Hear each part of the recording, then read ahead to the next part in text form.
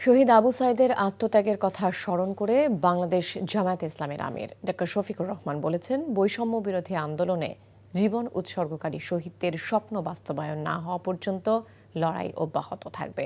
বৃহস্পতিবার রাতে রংপুরে শহীদ আবু সাইদ চত্বরে এক পথসভায় তিনি কথা বলেন।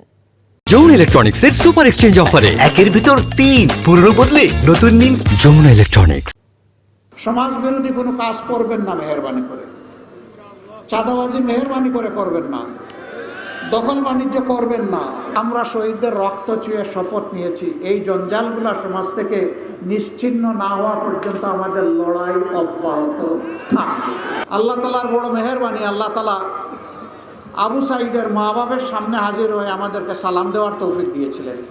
এমন সন্তান সমস্ত মায়ের পেটে জন্ম নেয় না, প্রতি ঘরে প্রতি যুগেও হয় না, শতাব্দীতেও হয় না, সহস্রাব্দীতে এমন একটার মুখ দেখা কঠিন হয়।